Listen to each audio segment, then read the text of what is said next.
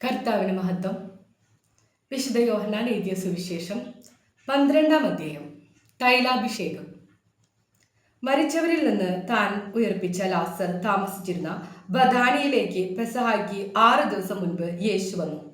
അവർ അവന് അത്താഴമൊരുക്കി. മർത്ത പരിചരിച്ചു. അവനോടുകൂടെ ഭക്ഷണത്തിനിരുന്നവരിൽ ലാസറും ഉണ്ടായിരുന്നു. മറിയം വിലയേറിയതും ശുദ്ധവുമായ ഒരു കുപ്പി നാർദിൻ സുഗന്ധ തൈലമെടുത്ത് യേശുവിന്റെ പാദങ്ങളിൽ പൂശുകയും തന്റെ തലമുടി കൊണ്ട് അവന്റെ പാദങ്ങൾ തുടക്കുകയും ചെയ്തു. തൈലത്തിന്റെ പരിമളം കൊണ്ട് വീട് നിറഞ്ഞു. അവന്റെ ശിഷ്യന്മാരിൽ ഒരുവനും അവനെ ഒറ്റുകൊടുക്കാനിരുന്നവനുമായ യൂദാസ് കറിയോത്ത പറഞ്ഞു, എന്തുകൊണ്ട് ഈ തൈലം 300 ധനാറയ്ക്ക് വിറ്റ് ദരിദ്രർക്ക് കൊടുത്തില്ല?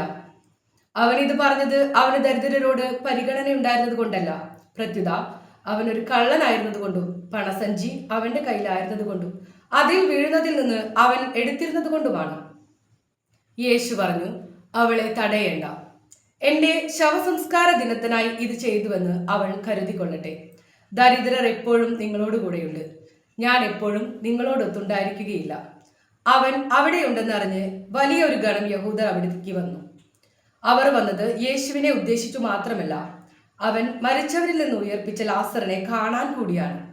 ലാസറിനെ കൂടി കൊല്ലാൻ പുരോഹിത പ്രമുഖന്മാർ ആലോചിച്ചു. എന്തെന്നാൽ അവൻ നിമിത്തം യഹൂദരിൽ വളരെ പേർ അവരെ വിട്ട് യേശുവിൽ വിശ്വസിച്ചിരുന്നു. രാജകീയ പ്രവേശനം. അടുത്ത ദിവസം തിരുനാളിന് വന്നുകൂടിയ ഒരു വലിയ ജനക്കൂട്ടം യേശു ജെറുസലേമിക്ക് വരുന്നെന്ന് കേട്ട് ഈന്തപ്പനയുടെ കൈകൾ എടുത്തുകൊണ്ട് അവനെ എതിരേൽക്കാൻ പുറപ്പെട്ടു.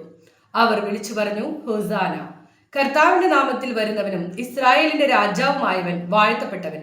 യേശു ഒരു കഴുതക്കുട്ടിയെ കണ്ട് അതിന്റെ പുറത്ത് കയറിയിരുന്നു. സിയോൻ പുത്രി, ഭയപ്പെടേണ്ട, ഇതാ നിന്റെ രാജാവ് കഴുതക്കുട്ടിയുടെ പുറത്ത് എഴുന്നള്ളുന്നു എന്ന് എഴുതപ്പെട്ടിരിക്കുന്നു. അവന്റെ ശിഷ്യന്മാർക്ക് ആദ്യം ഇത് മനസ്സിലായില്ല. എന്നാൽ യേശു മഹത്വം പ്രാപിച്ചപ്പോൾ അവനെപ്പറ്റി ഇക്കാര്യങ്ങൾ എഴുതപ്പെട്ടിരുന്നുവെന്നും അവനു വേണ്ടി ഇവയെല്ലാം ചെയ്തുവെന്നും അവർ അനുസ്മരിച്ചു. ലാസറിനെ മരിച്ചവരിൽ നിന്ന് ഉയർപ്പിച്ച അവസരത്തിൽ അവനോടൊപ്പമുണ്ടായിരുന്ന ജനക്കൂട്ടം അവന് സാക്ഷ്യം നൽകിയിരുന്നു. അവൻ ഈ അടയാളം പ്രവർത്തിച്ചെന്ന് കേട്ടതുകൊണ്ട് കൂടിയാണ് ജനക്കൂട്ടം അവനെ സ്വീകരിക്കുവാൻ വന്നത്.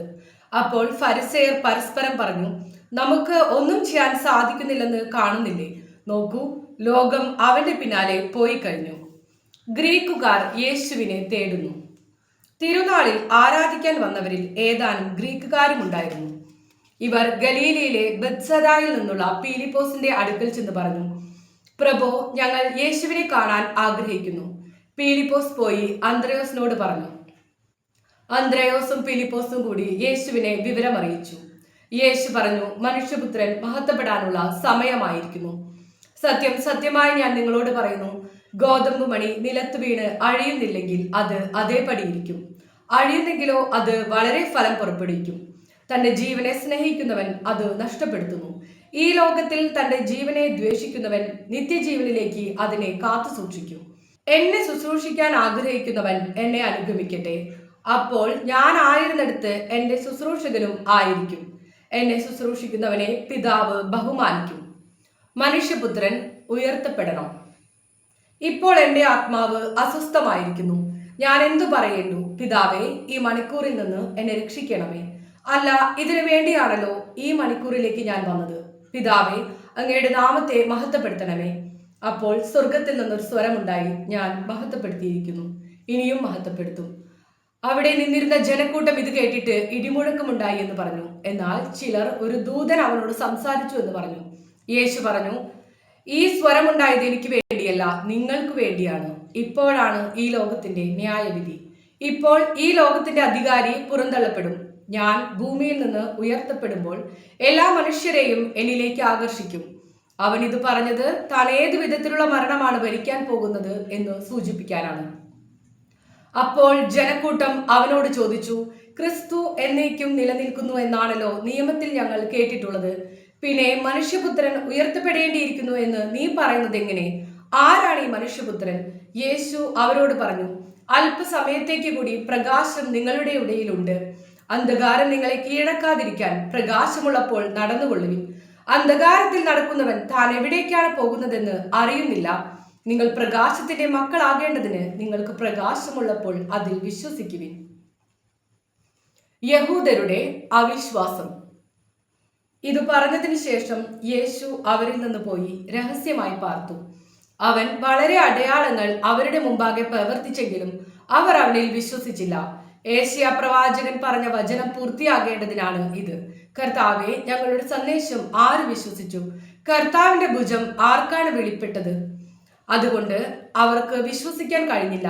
ഏശയ്യ വീണ്ടും പറഞ്ഞിരിക്കുന്നു, അവർ തങ്ങളുടെ കണ്ണുകൾ കൊണ്ട് കാണുകയും ഹൃദയം കൊണ്ട് ഗ്രഹിക്കുകയും അങ്ങനെ അവർ എന്നിലേക്ക് തിരിഞ്ഞ് ഞാൻ അവരെ സുഖപ്പെടുത്തുകയും ചെയ്യാതിരിക്കേണ്ടതിന് അവിടുന്ന് അവരുടെ കണ്ണുകളെ അന്ധമാക്കുകയും ഹൃദയത്തെ കഠിനമാക്കുകയും ചെയ്തു. അവന്റെ മഹത്വം കാണുകയും അവനെ പറ്റി സംസാരിക്കുകയും ചെയ്തത് കൊണ്ടാണ് ഏശയ്യ ഇങ്ങനെ പ്രസ്താവിച്ചത്.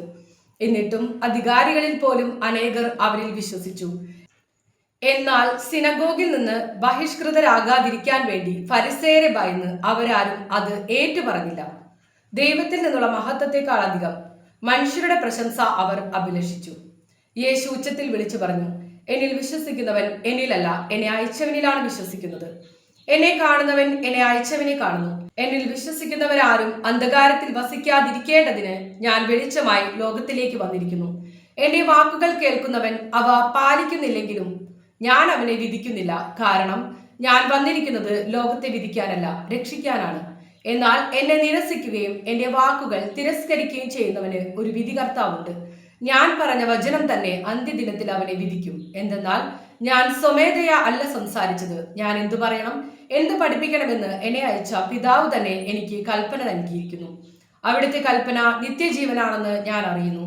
അതിനാൽ ഞാൻ പറയുന്നതെല്ലാം പിതാവ് എന്നോട് കൽപ്പിച്ചതുപോലെ തന്നെയാണ്. മാലാഖമാരുടെ ഹല്ലേലൂയ.